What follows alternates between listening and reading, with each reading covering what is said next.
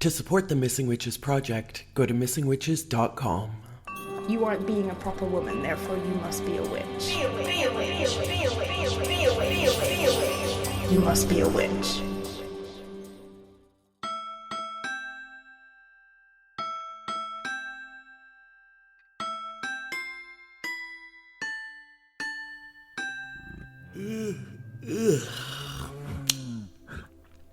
I gotta be honest. For me, menopause came way, way early and knocked me out. Blindsiding like the sharp clawed swiping paw of a grizzly bear. I had been on an upswing for a while. My mental and physical health were working in harmony to make me a happier person. I was getting stronger, wiser. I had more energy than I had had in years. I felt like I was, to use a somewhat eye-rolly term, self-actualizing, becoming the person I was meant to be. Then one day, I woke up in someone else's body. A tired body with sore knees and extra weight and fur that seemed to just appear while I slept. Fatigue the likes of which I had never experienced even through lifelong chronic illness. I entered a new kind of depression, one I had never experienced before. I just didn't want to do anything. I wasn't even sad, just blank. My humanity erased with the flip of a hormonal switch. Winter descended and I, sweaty, achy, foggy, and confused, longed for a den in a cave. As SoCal punk band The Descendants once sang, people are cis. I want to be a bear. I am bear kin, and I wanted to go deep into the woods to be with them, to curl up in their damp, stinking fur and hibernate. I wanted to sleep through that winter, and I needed a bear hug. I want to be a bear. I am bear kin. But I learned that my Ursine family don't actually hibernate. So maybe I don't need to either. Instead of hibernating, bears fall into torpor, a deep sleep with some awareness still intact. During torpor, heart rate and breathing rate decreases, body temperature reduces slightly, and bears do not eat or release bodily waste. Bears can sleep more than 100 days without eating, drinking, or passing waste. Instead, bears are able to literally turn their pee into protein through a urea recycling process. The urea produced by their fat metabolism is broken down, and the nitrogen is reused by the bear to rebuild protein. The main difference between hibernation and torpor is that during torpor, the animal is able to wake up easily if hurt or threatened by predators. Pregnant female bears can also wake up from torpor to give birth, then go back to sleep afterwards. I am bear kin, so I gave up on hibernation and set my bleary sights on torpor. Energy is the currency. I can afford to waste none. Energy I used to waste becomes protein, becomes fuel. I keep just enough awareness to not miss something important. I am bear kin in torpor. Do not poke the bear, because when I emerge from this long waking sleep, I am fast, strong, deadly. But please don't poke me. Be patient, and soon I'll be ready to play. Experts agree that bears play. Play is known to be beneficial for animals and human animals, promoting intelligence and creativity. As leading expert on play Stuart Brown puts it, the opposite of play is not work.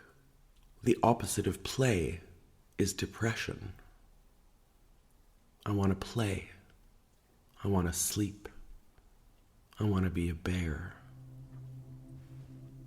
In Korean mythology, Ungnyeeo was a bear who transformed into a woman after 21 days in a cave with only garlic and mugwort to eat.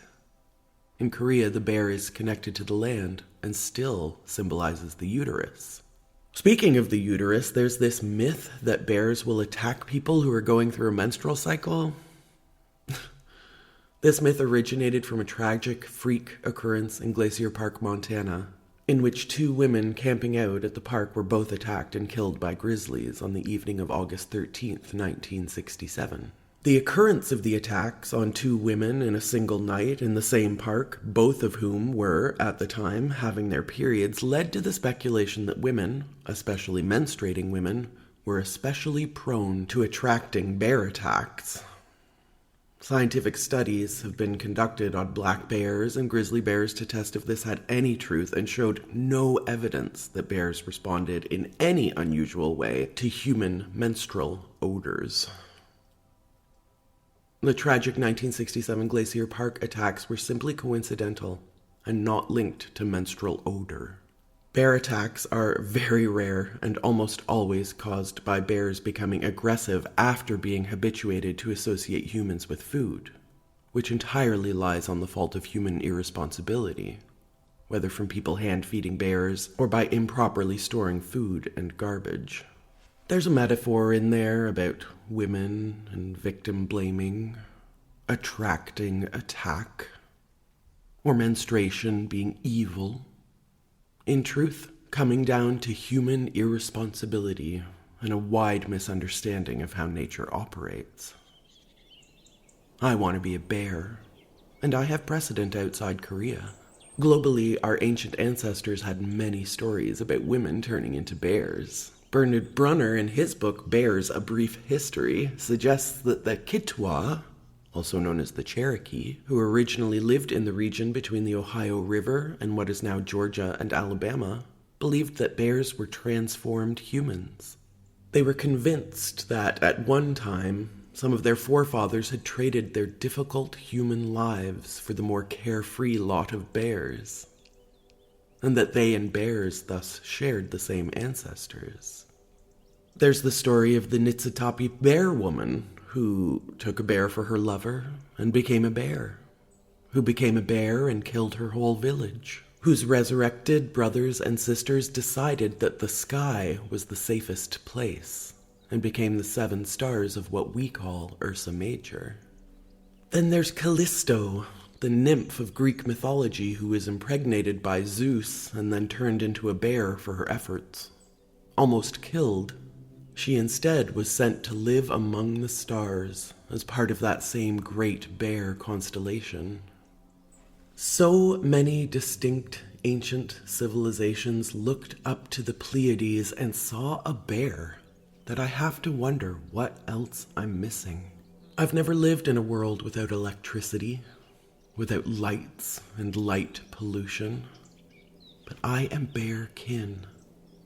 I am longing for a darkness that will allow me to see a different kind of light. In the Sacred Medicine Oracle deck, Asha Frost wrote, "Bear is holding potent energy for you, protecting your sacred space. In your surrender and rest, you are held. Bear stands behind you and wraps their warm fur around your body." In her book, You Are the Medicine, Asha tells the story of why the bear sleeps. Creator bestowed gifts upon each animal, and bear was first in line. Asha writes, "Creator swirled beautiful energy around bear and spoke the gift into the universe. You are a keeper of courage, dear bear. Fierce in your boundaries. You stand rooted in your sovereignty. You are passionate about protecting those that you love and mirror the importance of standing your ground. Use your gifts wisely. We are grateful to have your medicine upon the earth." And because Bear was brave and strong and capable, he helped everyone until he collapsed from exhaustion. The other animals were sorrowful and apologetic, but Bear was not angry. or resentful. Asha writes, said Bear, it is my responsibility to manage my own energy. I know this now. From now on, I will be mindful of my capacity to help, and when I feel tired, I will listen to my body and rest. Perhaps it might span the whole time that the Earth Mother is blanketed in snow. But please know that I will be ready to serve in my place of creation again when I reappear. See, I am Bear kin, and I am adaptable, a problem solver. A recent study where researchers gave brown bears puzzles to solve lets us know that bears typically used trial and error, learning to solve the problem. Bears are not afraid to make mistakes. We try, we err, we try something else. I am Bear kin, and my mistakes are paths to my learning. I am Bear kin. I rest in torpor, keeping awareness always on tap. Relaxing, sleeping, but not so much that I become unaware of safety and surroundings.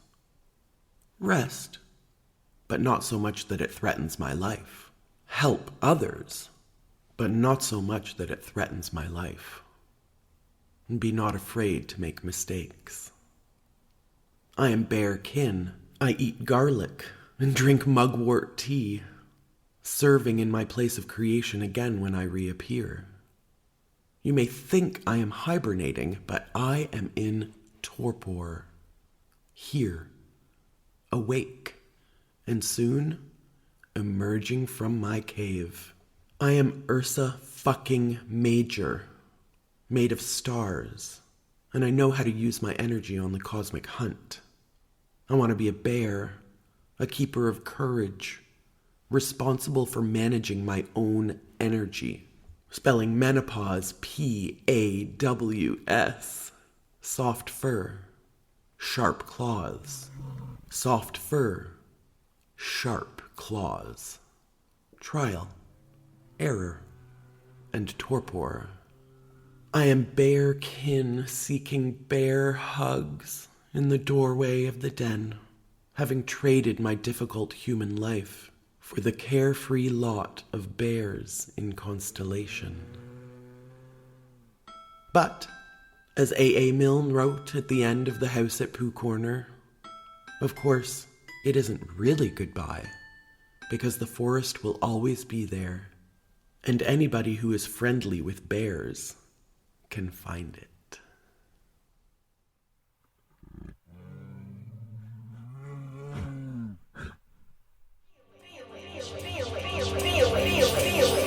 You must be a witch.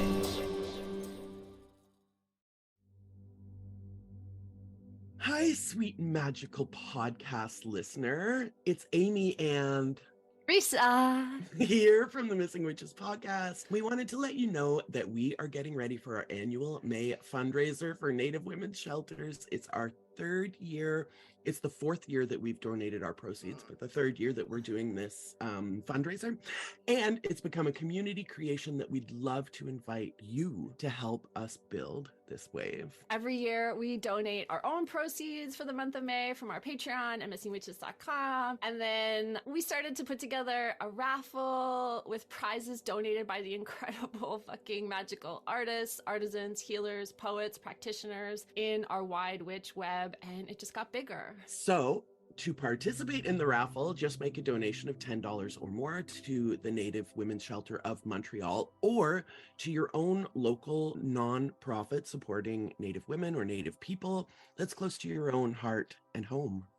And then just send the receipt for your donation to missingwitches@gmail.com and you'll be entered in our great big prize draw. I think we do one entry for every $10 of your donation. So if you make a $100 donation, that's 10 entries, something like that. That's right. Yeah. And to learn more about this project, you can check out missingwitches.com/reparations, or again, email us at missingwitches@gmail.com. And oh my gosh, and oh my goddess, and oh my all the goddesses. If you are a listener interested in donating a prize, we are fucking thrilled to hear from you. So please email us, same address, missingwitches@gmail.com, and we will be excited to celebrate you and share your work and join in this act of reparations and community love together. Thank you. We love Blessed you. fucking be.